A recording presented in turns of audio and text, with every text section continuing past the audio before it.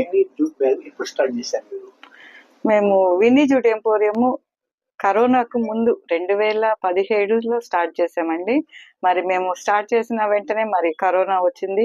మరి ఆ టైంలో కూడా మాకు చాలా మంది కాటన్ బ్యాగ్స్ స్టార్టింగ్ లో మాకు ఆర్డర్ ఇచ్చారు. ఆ టైంలో మేము చాలా మందికి ఫ్రీ సర్వీస్ చేసామండి. మా విన్నీ జూట్ ఎంపోరియం తరపున మేము మాస్కులు కూడా చాలా డిస్ట్రిబ్యూట్ చేసాము. మరి విన్నీ జూట్ ఎంపోరియం తరపున మేము భోజనాలు కూడా చాలా మందికి సర్వ్ చేయడం జరిగింది. మరి ఆ టైంలో కరోనా వల్ల ఎంతో మంది ఇబ్బందులు పడుతూ వచ్చారు. మరి వారికి కూడా మేము వారి ప్లేసెస్కి వెళ్ళి మరి ప్రొవిజన్స్ కూడా మేము అందజేసామండి.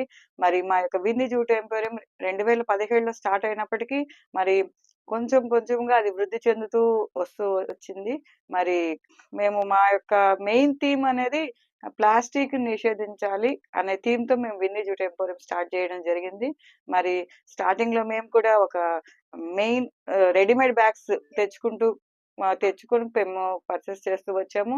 మరి అలా కాకుండా మనం కూడా ఇక్కడే మన మ్యానుఫ్యాక్చరింగ్ యూనిట్ స్టార్ట్ చేస్తే బాగుండని ఒక ఆలోచనతో మేము ఇక్కడ మరొక బిల్డింగ్ లోకి మేము మారామండి. మారి అక్కడ కొంతమంది మహిళలకి ట్రైనింగ్ ఇస్తూ వస్తున్నాము. మరి ట్రైనింగ్ లో వారికి ఒక 15 days ట్రైనింగ్ ఇచ్చి వారికి మేము మరలా ఉపాధి కూడా మేము కల్పిస్తూ వస్తున్నాము. మరి అనేక మంది మా దగ్గర ట్రైనింగ్ పొందుతూ వచ్చారు. అలా విన్నీ జూట్ ఎంపోరియం మరి ట్రైనింగ్ ప్రోగ్రామ్స్ రన్ చేస్తూ కూడా మహిళలకి మేము ఉపాధి కల్పిస్తూ వస్తున్నాము. మరి ఇప్పటికి మేము ఒక 5 batches ట్రైనింగ్ కంప్లీట్ చేసుకొని వారు సొంతగా ఇప్పుడు వాళ్ళు జూట్ బ్యాగ్స్ స్టిచ్చింగ్ చేసుకుంటూ వారు కూడా ఉపాధి పొందుతూ వస్తున్నారండి. మా తరపున కూడా మేము వారికి ఉపాధి కల్పిస్తూ వస్తున్నాము. మరి మా దగ్గర రకరకాల మోడల్స్ అన్ని వస్తున్నాయండి.